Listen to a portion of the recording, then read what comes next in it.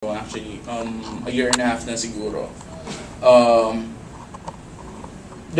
I was, back then, I was a regular .NET developer, mas leaning more towards the back end. So C# talaga yung back end code, tawag dito things that support yung mga front end na ASP.NET websites, web applications, ganyan. And that's where I started. But because of all the activities that I did for Microsoft and all the talks and everything, I get approached by several different kinds of people. And one of those people who approached me actually asked me to join his company and learn iPhone development on the job without parang kahit na hindi pa ako marunong mag-iPhone development at that time. He wanted to have me aboard his team.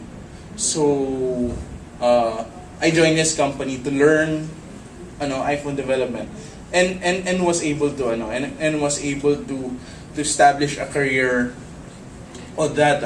Now I have actually moved on from that company. I have been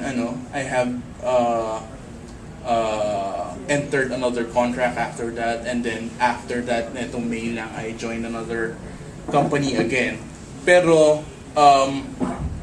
one of the nice things is that in less than a year, I have 2 applications na sa Apple Store. Out of that, ironically, out of being known for being active in the Microsoft community, I was able to kind of monetize on that so that I could establish a career naman sa mobile development. Pero let's talk about tawag dito, pero well, I'm not at liberty kasi to say how much I earn, so tawag dito. Let's move on to more Kikidnapin ka, John. Ha? Kikidnapin ka. No, ganun ba yun? Okay, sana naman hindi. Mahirapan sila malaki ako eh. Yun. But my story isn't unique. A lot of people started out having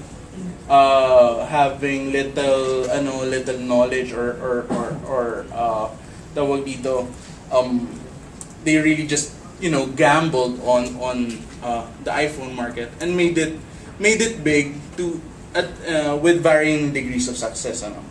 So the second story I'm going to share is more on Numlock Solutions, Ramon and Glenda Bastor plus Myla Danga.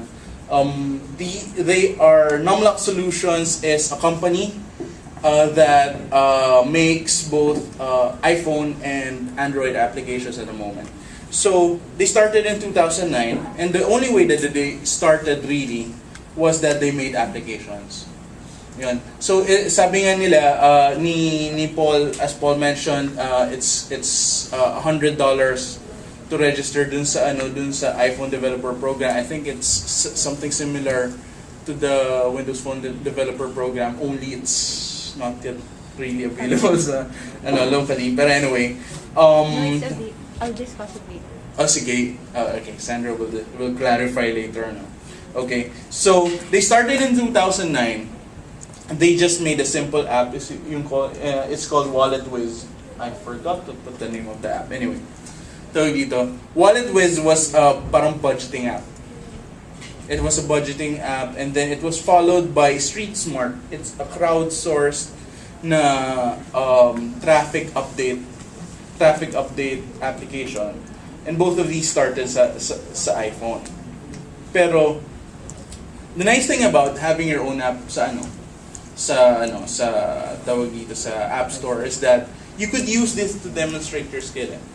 So with these apps, they've been able to establish a reputation na demonstrable. Pwede nilang ipakita sa mga clients nila na they are able to do these applications. And from a home-based company na they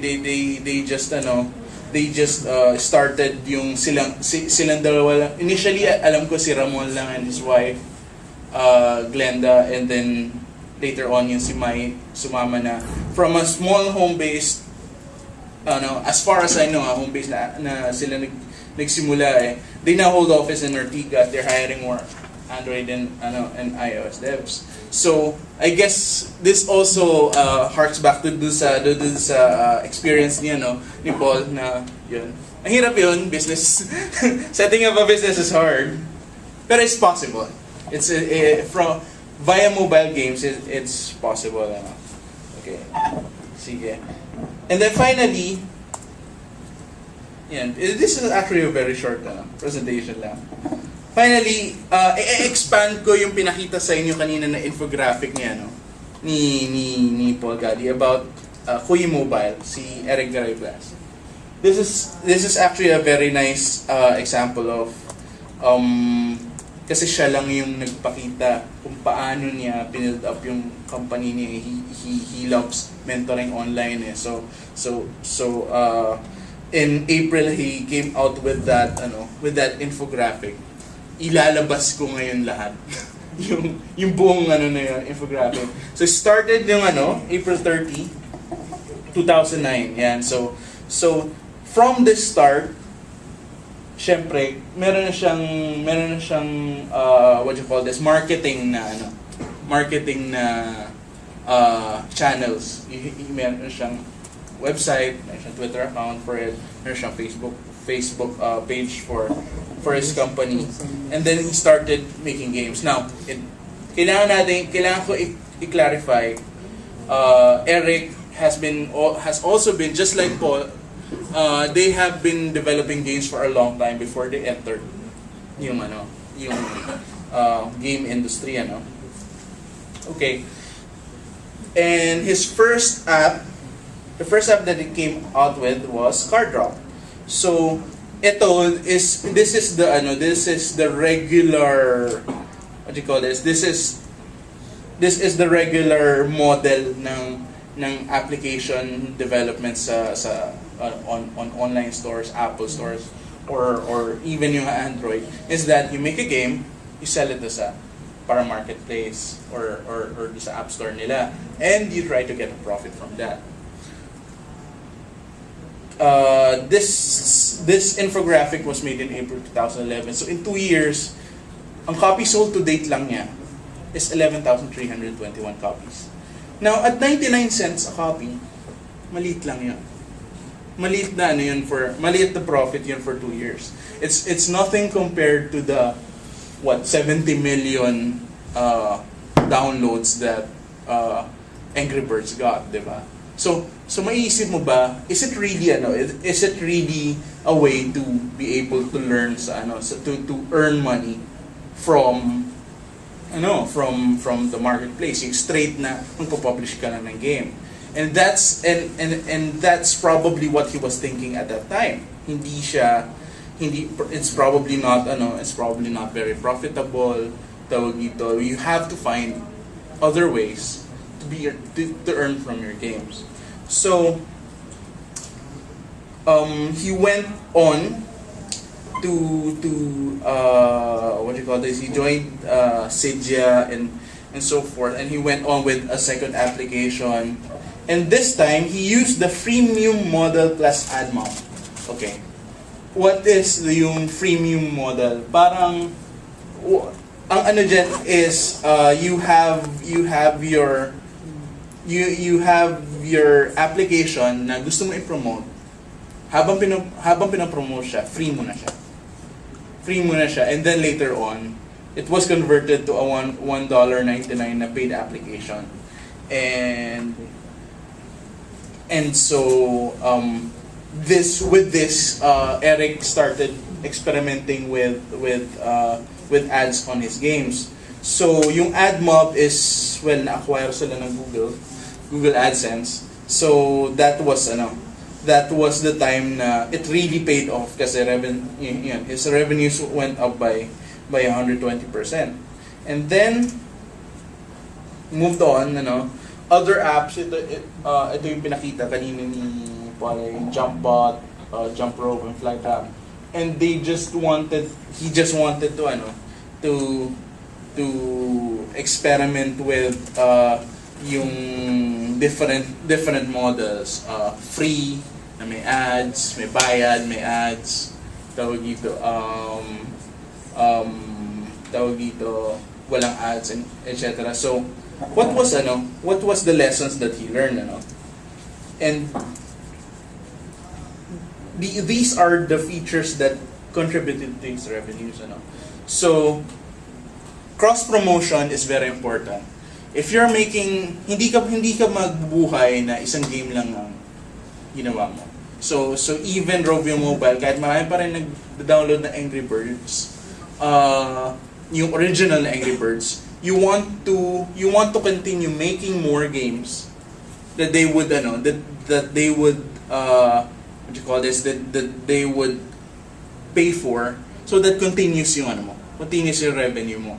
So after Angry Birds, nagkaroon ng Angry Birds Seasons, nagkaroon ng Angry Birds Rio, nagkaroon ng edition ng Angry Birds na meron nung tawag dito, Mighty Eagle, na babayaran mo sila para makita mo kung paano i-solve yung level.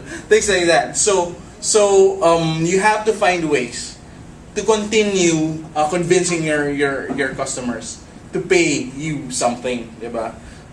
There are hindi lang yun yung way there are a lot of other things that you could do, just like yung sa games naman nila Paul is para makuha mo yung next levels, yung higher levels, you have to pay again, and so on and so forth. Of course, these things rely on factors like maganda pa talaga yung game, maganda ba yung gameplay, are they potentially addicted to it. Alam mo yun? You have to consider this when you're going to choose the revenue model that you're entering. So, ayun, the free application and ads business model works. The game has to be Game Center enabled. This is specific for the iPhone. More games page. So, you don't want them to be addicted only to one game of yours. You want them to be addicted to several other games that you make. So or to be able to you have to vary your game so that you will cater different markets. So some people don't like Angry Birds, they want real strategy games. So you should have a range of simple and complex games. Although, don't make it too complex. Alam mo yun, just, syempre, kailangan rin mag-focus ka somehow dun sa expertise mo, especially when you're starting. And then, unlockable features and items. So that's always, tawag dito, it gives a thrill to the gamers to have, yun nga, yung things similar, nagsisimula yan doon sa badges, doon sa tawag dito para mga prizes, So, and then, link sharing with probably not only among your apps, but with other, with your partners, with other, probably with other game developers, if that's amenable to you. Okay. So, ito iPhone specific naman, hindi nag-feature daw ang Apple na free apps with ads. Anyway, okay, so let's skip this na lang. Balik tayo dun sa yung summary ad niya. Total revenues to date, this was as of April 2011, so that's actually $68,000. What is $68,000 if you calculate it over a period of 24 months? That's around 100,000 pesos per month. So makikita niyo yung potential niya if you're able to really make good games, if you're able to really design good games that people will buy, people will be hooked to. The potentials is really big. And then dito rin makikita niyo, you have to spend on things like marketing. Marketing is your social media pages, your website, your promotions, ads on